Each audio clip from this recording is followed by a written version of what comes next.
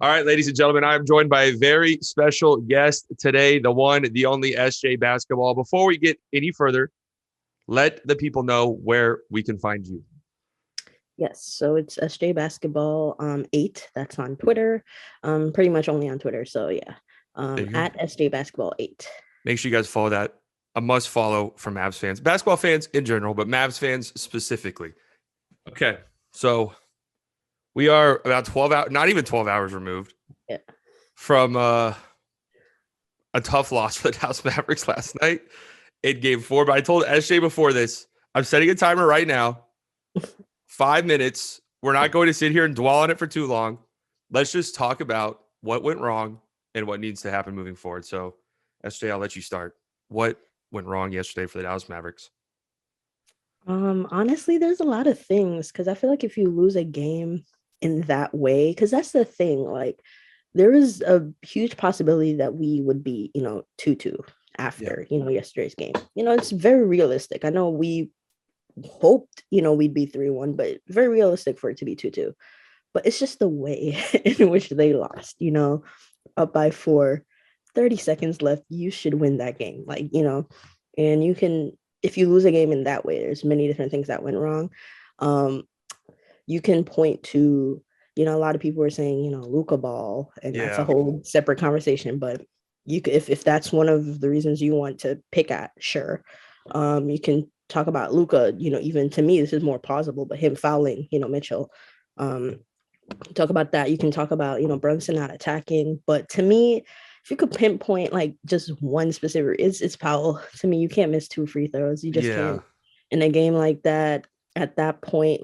And I don't want to put the sole blame, on him, but like you if you make just one, it's a different game. It's it may be OT we're talking about, and we could have still lost in OT, but at least, they tied it up. And, but it is what it is.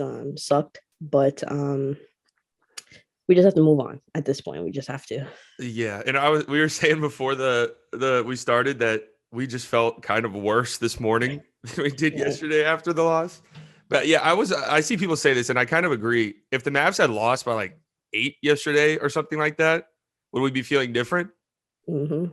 Like if it wasn't just such a bad choke job, are we just like, all right, let's just move on to game 5 and win at home?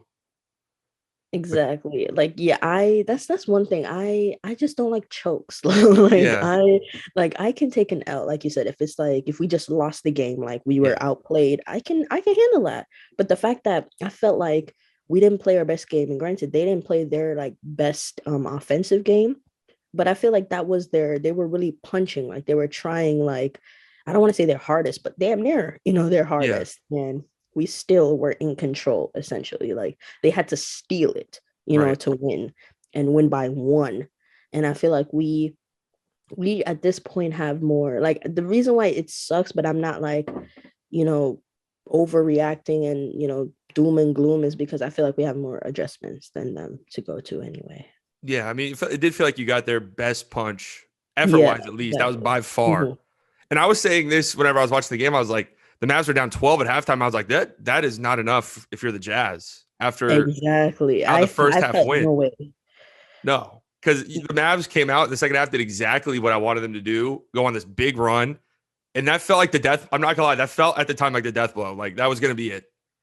You win that game, and there's just you're obviously up 3-1 with 2 home games left. You're probably going to win the series no matter what. But the Jazz just could not recover from that mentally.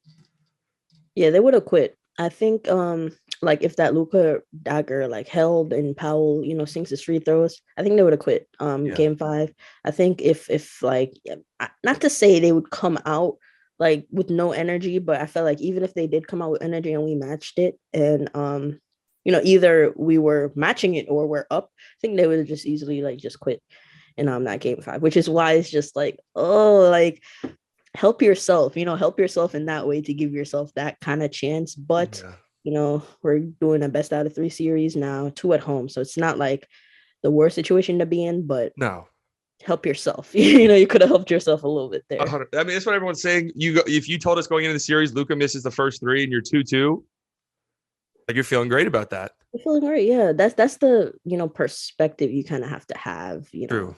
But that's looking at it from a mile away. And then when you look, because game one was winnable too, but I was cool with game one because it was like, no Luka, whatever. Oh God. Okay, let's just move on to game. Let's just move on to game five. The more I think about it last night, I've been a Dallas sports fan my whole life. I'm not gonna lie, it feels a certain way. But we'll just move on. We'll move on to game five because I think, and let me know if you agree with this. This is my biggest takeaway. Is like we were saying earlier, you got the Jazz maybe their best punch effort wise, their biggest adjustments. Bojan hounding full court. I guess that was their go-to.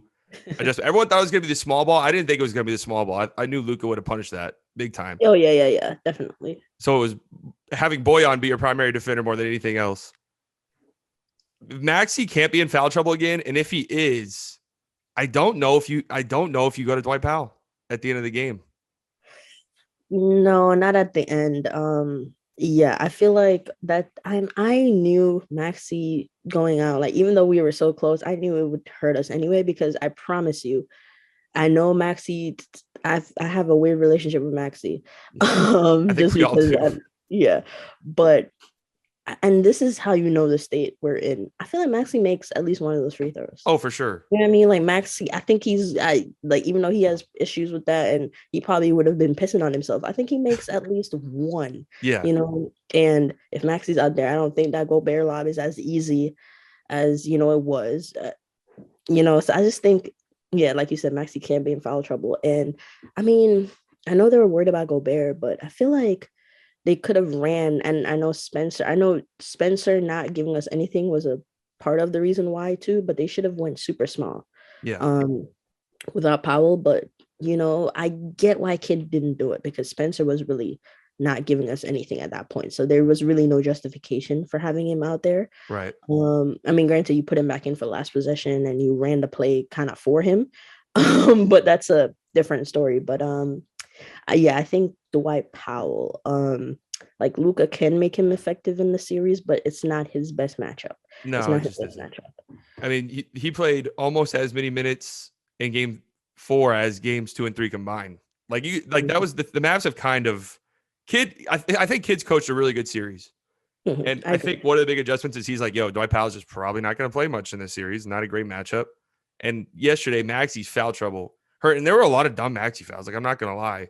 Oh, yeah. We were fouling a lot. That's one thing. Like, I get people were complaining about the refs, and there's obviously issues there. But we were fouling a lot, like a ton. That's why I was so happy when Luka said it too. I was like, thank God you were aware, because I was watching, especially when I was like watching, and I was like, they're fouling a lot. Like, and I'm like, a lot of it was touch fouls, but y'all are fouling. Like, y'all are really fouling. They literally were purposefully fouling Gobert in the fourth quarter. Like, exactly. I get the free throw disparity is crazy, but yeah, they were fouling a bunch. That's why I'm happy you said that too, because I don't really, because most Mavs fans are going towards that. And like you said, I'm happy Luka said something about it afterwards. Like, we got to stop fouling, because, yeah, they do. But that was kind of a strategy for them towards the end with Gobert. So that's why. I mean, it was working too. It was working in their favor. It's just, like I said, you make one of those free throws and we're probably having a different conversation, today. Oh, yeah, we're celebrating. I mean, exactly. All of the narratives that have come from this game do not exist if Dwight Powell just makes a free throw. Are Spencer Dinwiddie's just okay? I think that's really I don't want to go too hard on anybody, but Dinwiddie's the biggest one. Like, let's just. Oh yeah, 100%. And I said it too when we started when we were going into the fourth. I think we even still had like a lead at the time, or like a very small lead. I was like, we're winning this comfortably if Spencer is average, like literally just average. We're even asking him to, be Superman or average. What was he averaging after the trade? We're not asking him to average 17 on like 50-50 splits. Like, we're not asking you to do that. Like, just be average and we probably win. So I asked the question. A lot of people didn't have faith at that point, and I get it, because it's not just he's playing bad. You can tell like the matchup is just not for him. And I was like, at this point, like, should we be looking for like a Spencer game? Because like and I know the matchup is bad, but like, at some point the numbers have to even out. You know what I mean? And I'm like, he has to just have one game where he just loses his mind, like where we know he's not like that, but he's just like that for that one game. Yeah, for sure. And I'm hoping it's game 5, that's coming up. But I think that's going to be a Luka game. Granted, Luka played well, but it's his first home game. The atmosphere is going to be crazy. Yeah. We have adjustments to make. They're going to make their adjustments. I feel like it's going to be like a Luka kind of game. And hopefully then we just has us for game 6 and that's the end of that. Yeah. But if he can, we just need at least, like, I'm banking on Luka going nuts in one of these next like 3 games, right? So that we're gonna have a penciled in Luka game where he probably wins us the game. So that's how I'm thinking. So we have that. So just to win one more, we're just gonna. I think it's Spencer at this point because Brunson has already had his games where he went nuts, and you have a Maxi Kleba. I think Maxi's cooling off at this point. So and it's fine. He did his thing. Yeah, 100%. Yeah, and I'm looking at the roster and I'm looking, okay, who else is left essentially to kind of have that game, and it's Spencer. Yeah. So it's going to be a Luka game that wins us a game, and then it's going to be a Spencer game. That's my prediction. That wins us in 6. The only thing that concerns me, because like Brunson played fine last night, I thought. Yeah. I mean, he missed some uncharacteristic shots. That's always the thing with Brunson, I say, is like Brunson's such a smart player. He gets his looks, and if they don't fall, they don't fall. And it is what it is. And you can live with that. I mean, it sucks, especially in the playoffs, but it is what it is. I honestly wonder if maybe his back's bothering him kind of still. I think it is, because I think the report was, I think it was Callie that said she had asked him about it, and he like said with a smirk like that he felt fine, but it's probably in a sarcastic way. Right. It probably is bothering him just a tad.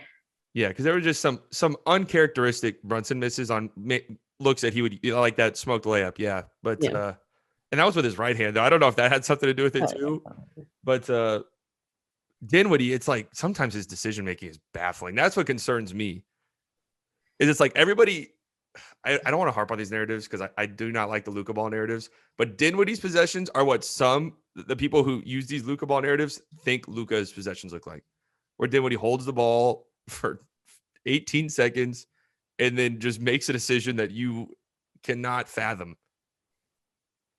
That's, to me, that's where, and that was one of my big things with him when he was in Washington. That's why, because I was watching Dinwiddie like closely in Washington before like the trade was made, just because I was curious about the situation, and I couldn't understand why he was so bad. I was trying to figure it out, and that was one of the big things that especially Wizards fans were like, yeah, he holds the ball for like 20 seconds of the shot clock and either takes like the stupidest shot you can think of, or he throws a grenade to one of his teammates. I think part of that where the difference where Dinwiddie and Luka lies is the fact that Luka's IQ is much higher than Dinwiddie's. So like even if Luka's holding the ball and you're seeing like 18 seconds and Luka still has the ball and you're like, okay, Luka, what are you about to do?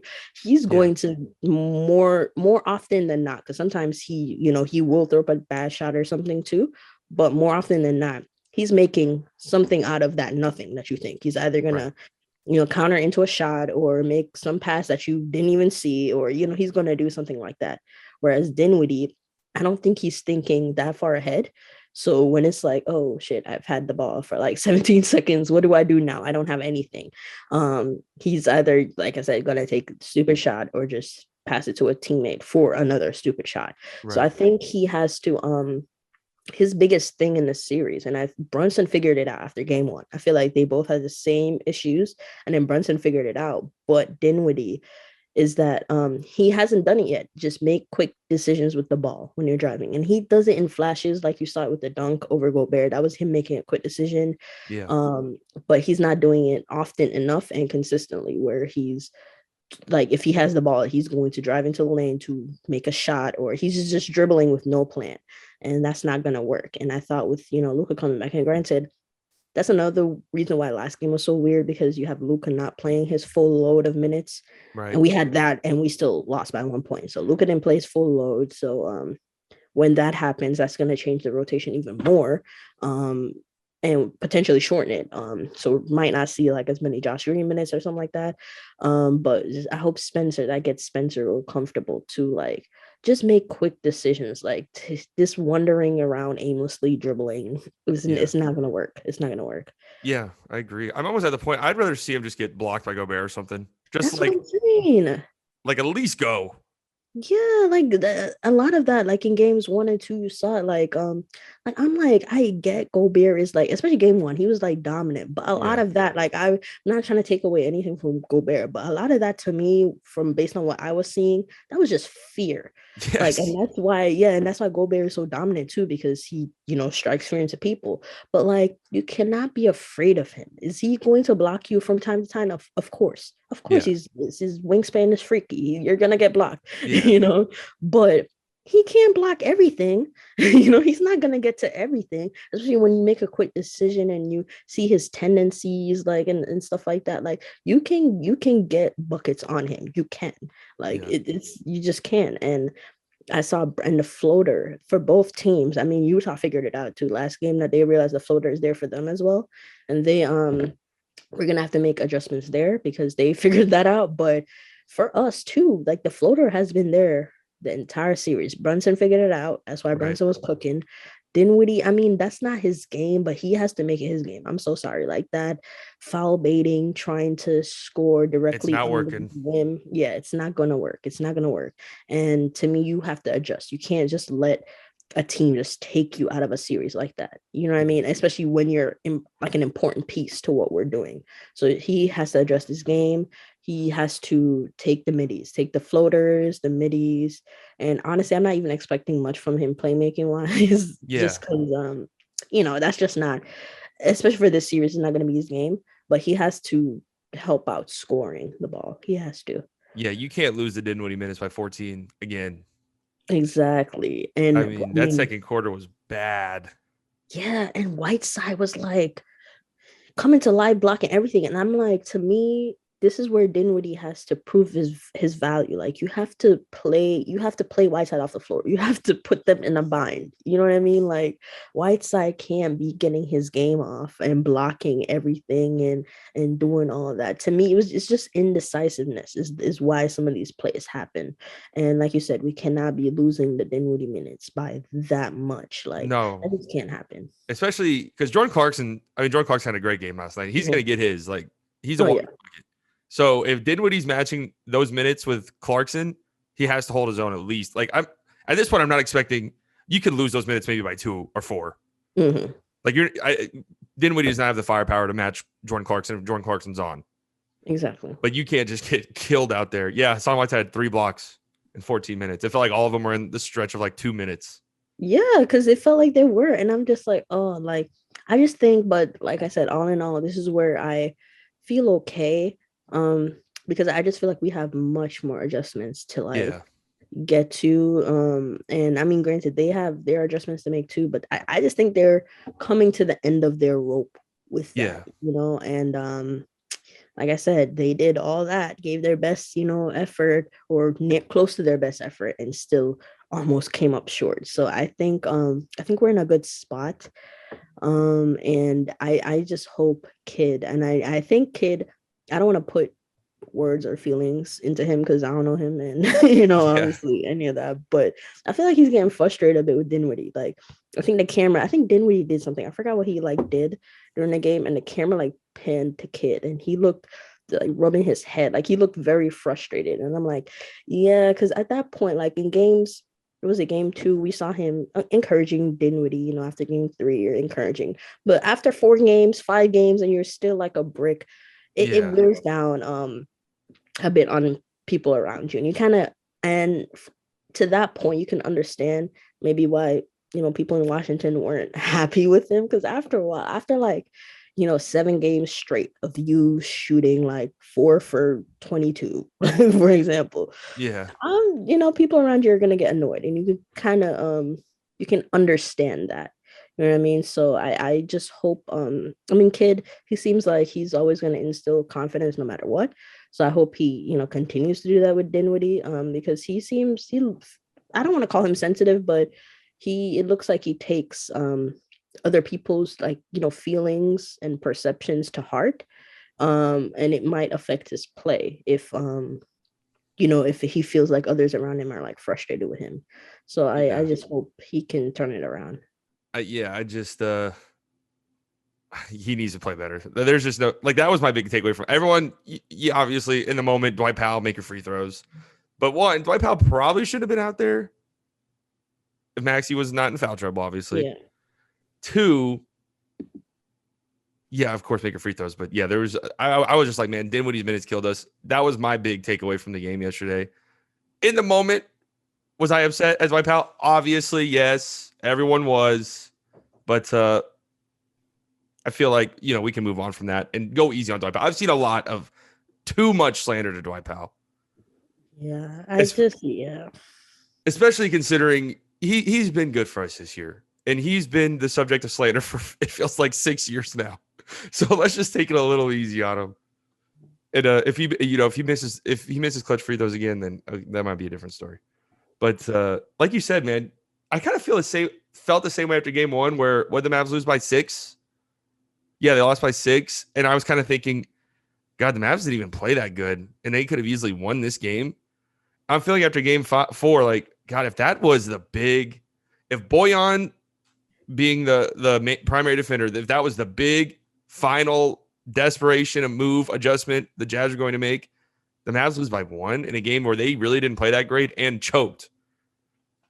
Like, it wasn't like the last 30 seconds you can't say, oh my God, the Jazz just really out. Execute. Yeah, they choked. Mavs choked. Yeah, the Mavs just straight up lost the game. Like, I hate when people say that, where it's like, oh, did they lose? What was it? Wasn't that Russell Westbrook quote where it was like, did they lose the game or did they win the game or did you guys lose it? Lose the game. Yeah. Mavs lost that game. I'm sorry to say it. No offense to the Jazz. They made what they did what they had to do at the end of the game, but the Mavs just straight up should not have lost. Luka's foul was bad. I'm gonna be real. Oh yeah. Yeah, and people are talking about, oh well, the elbow before, Luka's foul was bad, and this isn't the first time Luka has made a stupid foul like that at the end of games where it puts us in a bad spot.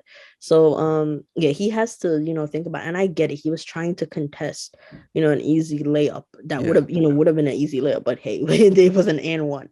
So can get all into that, but yeah, we just straight up lost that game. And the Bojan adjustment, I feel like Bojan does this for like a game every playoffs. Like last year we saw it, I think it was like game 1 or 2 where he played really good defense on Kawhi, and everyone was like, oh my God, like even I drank the Kool-Aid too. I was like, oh my God, like see, because we had just lost and I was pissed. I was like, see, these are real defenders on Kawhi and not what we have. And I was like, just so upset. And that's, like I said, that lasted for like 1 game, and Kawhi went back to being like before he got injured. But I think Kawhi had like a really good game, like the game after, and it was Bojan wasn't like not hurt from again on defense. So I think that's an adjustment thing. Like, all right, if they're gonna have Bojan be primary defender, we gotta scheme some ways. We gotta scheme some ways to figure that out. And also, if that takes Bojan out of the game offensively, sometimes you'll live with that. And I think it is because he had some horrible misses from 3. Like he was airballing, just bad misses. And I'm like, you're at home, one, and some of these misses are not characteristic. So actually, yes, I would like for them to keep doing that because I think, people, I didn't see much of it, and thank God, because granted, other things happened to take the attention away. Yeah, but true. I thought people were going to talk about the fact that Brunson was struggling with Bojan on him, meaning like, granted, a lot of the looks were just looks that Brunson missed, but the thing about length, I thought that was going to come up again. Oh, see, you put the 6'9" guy on Brunson, and he, I thought that was going to come up, but like I said, other things took the attention away. But as the game went on, Brunson, like I said, Brunson was getting good looks anyway. He just was missing, and if they're allowing Bojan to hand check from 94 free hand check the whole time, it's going to be tough. But I think at home, like I said, we have 2 games at home. I don't think this is happening at home. And people could talk about, roughing and all that, but the home team usually gets the advantage. Right. If they call hand check on Bojan, the second play of the game or something, everything changes immediately. Exactly. And I don't think he'll get away with being that handsy when we get back to Dallas. I just don't think so. Especially if our guys sell it too. They're gonna watch film and they're gonna see like just all you gotta do is do a little flop, do a little flail. Yeah, the little head bob works almost every time. No, literally. So do a little flail, they'll call it, and he'll keep his hands to himself. Yeah. So that's really what's gonna happen. Yeah, I agree. I just think that Boyan played good defensively, but again, I think that's an adjustment thing. Like that was their move. That was their big play. Game 3, it was going small for a tiny bit. And I knew that's what everyone Mavs fan was concerned about. I was just like, nah, man, the Mavs are killing that again. I was about to say, there's no way they could. And they did in Game 3. That's why they won. They towards the end of the game, they just started relentlessly attacking. And I still feel good after talking about it. Now I actually feel much better than I did previously. Yeah, me too. Now talking it out, I was thinking about Game 5, all this. Yeah, I'm not feeling too bad because I'm thinking hopefully those Whiteside minutes trick Snyder to thinking that he's going to be effective, and then he plays him. I mean, obviously, I think as the series goes on, rotations are probably going to tighten a bit more on both ends. But I hope, Quinn's thinking, hey, Whiteside gave us good minutes. Let me try it again. But because I promise you, especially if Luka's on the floor, if Whiteside's on the floor, it's not going to be pretty for them. So no, it's not. I'm still, and that's another thing. People have been, and I don't want to put it out, so I'm going to be very careful how I talk about this, but people have been talking about, Game 3 last year, how that game went, and Game 4 this year, how this game went. And I'm like, you can't think about it like that. And I understand it's in the back of my mind too. I can't lie and say that I haven't thought about it. It's there, but you can't put it out in the world because then to me manifestation works. It's going to actually happen if you keep putting it out that, hey, we're going to lose the series and it's going to be same criticisms and same fashion and all that. You can't think of it like that. Right. You just have to move on, think in a positive way, because I mean, if that happens, I don't even know what you do at that point. If you lose it in the, like, especially since you gave up a game like this, like, to lose the series, then it's... No, you're right. I don't even want to talk about it. I can't even think about it. So. I know being a Dallas sports fan has been torturous for a lot of people. I'm fully aware of that, but I agree with you 100%.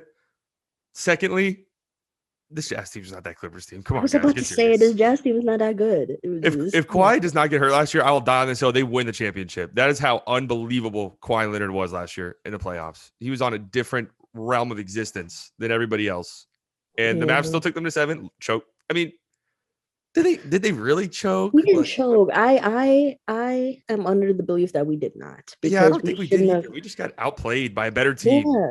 People are like, oh, well, you were up 2-0. Like, no one was picking us to win this series before it started. Like, regardless if we were up 2-0, no one was picking us. Like, these are contenders. People, each year that we face the Clippers, actually, and I'm sorry, this gets me pissed, but each year that we faced them, the 2 years, we were never favored, and we played above expectations. The first year, everyone said it was a sweep or 5 games. Literally, you ask anyone, it was a sweep or 5 games. You heard Luka was gonna get strapped up. You heard all that. None of that happened. Granted, we still didn't win. We went to 6. Luka played out of his mind. Next year, okay, they went to 6 last year. I think it still goes to 6. I still think it's just at the maximum 6 games. That's what everyone was saying. We went to 7. Like, every year when we have played the Clippers, we outplayed expectations, but we still get, demonized for it just because, we have a superstar and people like to hate on him. Like that's really what, it is. Yeah. But Kawhi doesn't get hurt last year. I'm telling you, it's a different narrative entirely.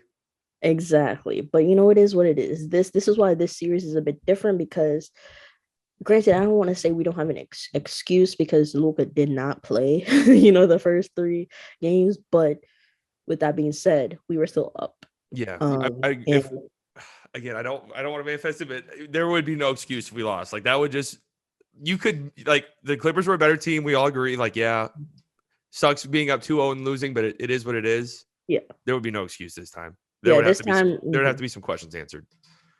Yeah. So this time, they should know all this and they should be trying to, take care of business, because you have a team that's like, and we're all trying to project, saying, oh, the Jazz want to break up. They want to give up. We're projecting. We actually don't know this, but True. You can give them a little nudge. You can give them a little nudge. I don't think, off rip, they're ready to give up, like, especially in that 2-2 series. I don't think we're going to see them come out trying to obviously lose in a 2-2 series. But if we apply enough pressure, I think you can make them crack. But like I said, before the series, it was either going to be the story of, Luka winning his first playoff series, or it's going to be the story of the Jazz overcoming, all the noise to move on. Granted, they're not getting past the Suns. That's No. not happening. We're only talking about here, but still, it'll be like a kind of overcoming, talk kind of. And Gobert even said, he had Fuck the fuck noise. the talk, cool, and all that. Yes, so it's either we're either going, in that direction or the direction with Luka. So I just hope, and this was this situation last year where it was either Luka, ascends into different territory by taking down a contender, or Kawhi and the Clippers just come back from a mass. Not come back to it was not crazy, but still, it's still rare. Yeah. So, and that was the story. It was Kawhi, and they won that time. So I'm just like, damn, the basketball gods need to throw us a bone at this point to Yeah. make it about us and not about the Jazz. We don't need that. No. We don't need that. I mean, what the Mavs need to do game 5, what I'm hoping happens, they need to come out like the Jazz looked in the second quarter and just pour it on, go up 16. Because I know we're just talking about how it's projecting. I don't know if this Jazz team comes back down 16. The way I don't think they do either. I don't. That's what I'm saying. They just need a little nudge. Like, don't expect them to come out already quitting. Yeah. If you push them to it, they probably would. Yeah, and I thought Luka was like joking around with my colleague. Man, Luka, it's asshole Luka time. It is. Lock it in, activate it. I don't know who you need to have beef with on the Jazz to get it going, but anyone. It's Royce. You saw how he looked at Royce when Royce. Oh yeah, I remember that foul. Looked down. I was trying to see, did Royce do something I didn't notice, or was it just Luka being Luka? No, I think he they just got tangled up and like Royce fell, I think. Or no, Luka fell. Somebody fell and he Royce stared at him. I think he just was remembering the hit to Brunson and was saying, hey, what are you trying to do? Kind of. Yeah, that's true. Get it going with Royce or something, Luka, and let's go. Yeah, Daniel House, like somebody. No smiling. Let's just lock it in, flip the switch. God, I mean, if the Mavs win yesterday, that dagger 3, that's like, that would have been. It would have been, we would have been talking about it today. Everyone would have been talking about it. The dagger 3 over Gobert, and he had 2 daggers. Like he had the fade, the fade over Boyan, and then the 3, and it was just like, it was, or was it over Conley? I don't remember, but like I said, just gotta move on. I don't think they're dwelling on it either. No, I don't think so. So I have faith in this team mentally. I think they are. That's what I'm saying. I think they're a strong mental team. Yeah, because if this was last year, I was nervous last year because last year the team was just like the vibe, like, yeah, we have pretty much the same pieces, but the vibe was just different. Like, I didn't think the team was mentally tough last year. And I got killed for saying that. I think I said that, and like people were killing me for saying that the team wasn't mentally tough last year. And I'm like, I don't know what y'all saw from that team. That was a common criticism of even Luka last year, which I even paired it too. It felt like that at times. Yeah, like I was just like, he's growing, the team's growing. So this year it just feels different. That's why when people, and in hindsight, they were right. When we went down big at halftime, a lot of people are like, yeah, the game's over. Granted, we did lose, but yeah. At the time, when we get down big, especially in first halves and stuff like that, I don't feel any type of worry. If this was like last year and we get down big, just chalk the game up. I'll probably turn it off if this was last year. But anytime we get down big, even in the playoffs, I don't feel any type of way because I know this team is going to come back fighting. They're going to have their adjustments, all that. And we saw that. So I just know everyone's the people who were hedging, going back and forth between Jazz and Mavs. I know those people are probably still picking the Jazz to come back and all that. But I just think we were tougher this year, mentally tougher this year. And I think we know I don't want to say we have the series right where we want it, but I think they still feel like they're in control of it, whereas the Jazz are probably still having this underdog mentality, which is kind of nuts given the fact that we missed our best player for the majority of the season, and it's being portrayed that Jazz are the underdogs, but it is what it is. Right. Yeah. I mean, I think that I don't want to speak for the team. I have no idea. If you're in that locker room, it's probably hard not to feel like you're a better team. Like, just straight up. You won without Luka twice. I mean, that's great. Yeah. Game 1, you should have won that game. Game 4, you feel like you survived the best punch and then just lost it. Like, yeah, I think most people need to understand that the players do not dwell on losses like fans do. Oh, not at all. They got to get on a plane. They got to go home. They got to wake up for shoot around or treatment the next morning. And then that's like, they're on to other bigger things. We have to sit around at our house all day, be on Twitter all day, then wake up and watch SportsCenter. Like, they're not doing all of that. So they're going to come out Monday. The more I talk about it, I'm feeling pretty confident, not only in a win, but super confident on Monday. I'm almost feeling like a statement almost on Monday. I just think it's going to be the Luka game. That's why I think it's going to be the statement game. Because I just think like 30 and what was it, 30, 14 and 6 or something like that he had yesterday. Like that was fine. But he was missing still a lot of shots. You could tell he was getting back into the flow, even though he was good. I think Monday after, he's had more treatment, he's back in the game, back in the flow. His minutes are probably going to increase. And, he's a rhythm player. So with increased minutes, he's probably going to look better. I just think, especially if we can get, and we're at home, so we're gonna see more from role players. And like, I mean, Doe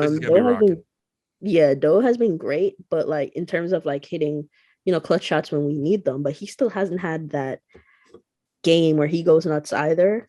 Yeah. I think you might see something from him. Like, I just think it's set up, like you said, it's set up to be a great statement game. And even if it's not a statement game, even if we barely escape with a win, I'll take that. It just has to win. Yeah, I'll take a win no matter what. And I just also want to say, if they lose, it's still not over.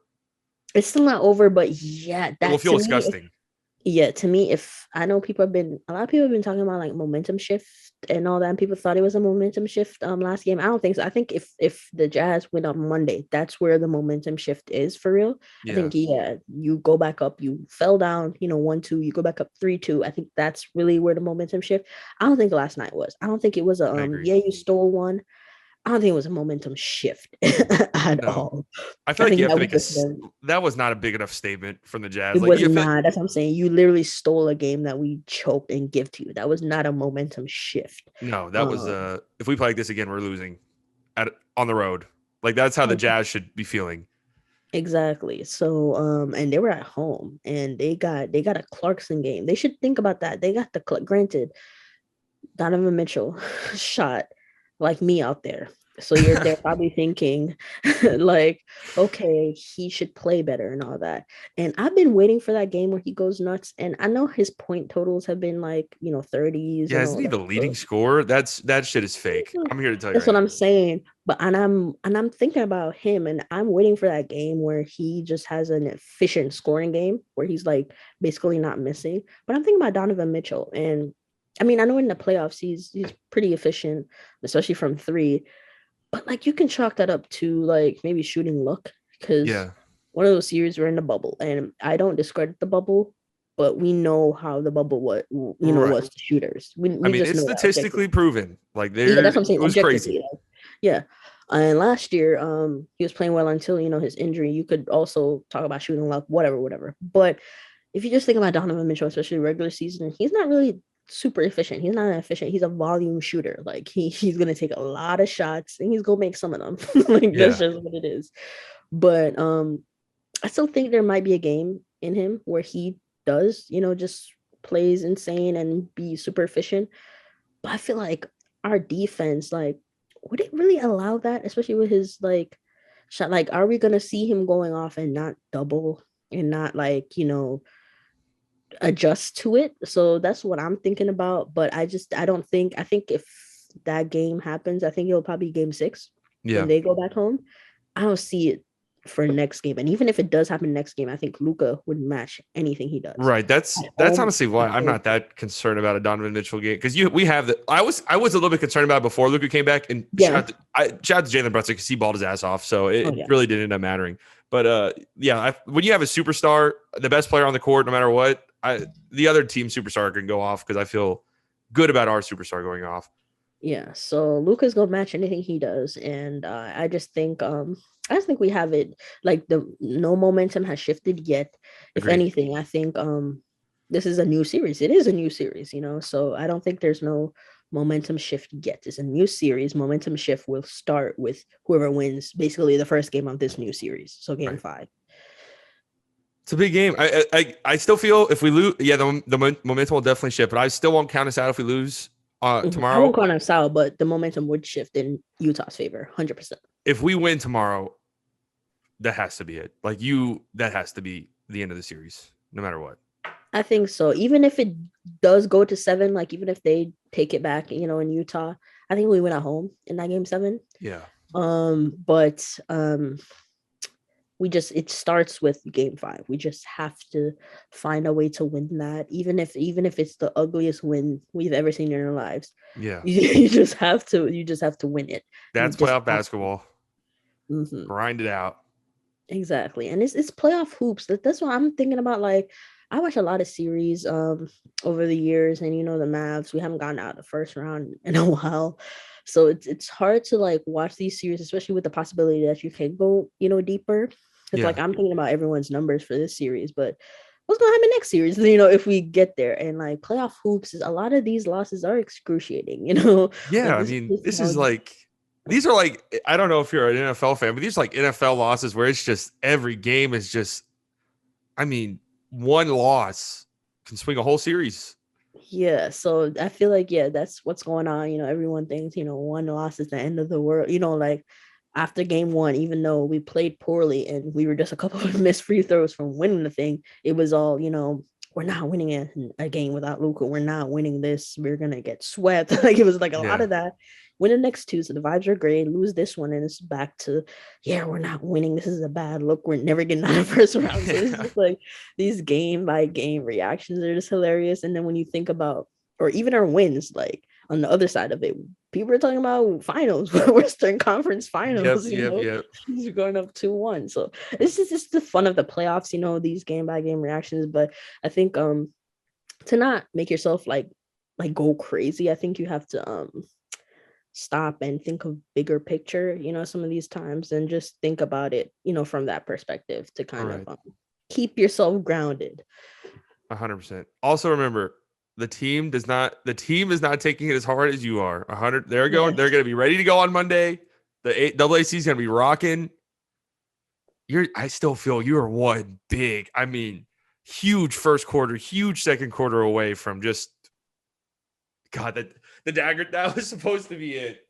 That was going to be a classic highlight moment. Like that was the one too. Yeah. And honestly, if we lose the series, we just have to talk about Cuban, because I think he did something. Like if we were to lose, to me, I've already been thinking this, but to me, that's evidence that he did something to get us that 2011 chip. No, he had to have made a deal with like some force to get that, because it just makes no sense. To me, that's just bad luck. And you could talk about so many things, but to me, it just would be bad luck.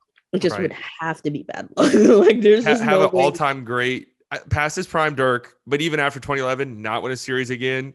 Then have generational looking Luka, all NBA first team 3 years in a row. Well, let's not even talk about it. It doesn't matter. Yeah, it doesn't matter because the Mavs are winning in 6.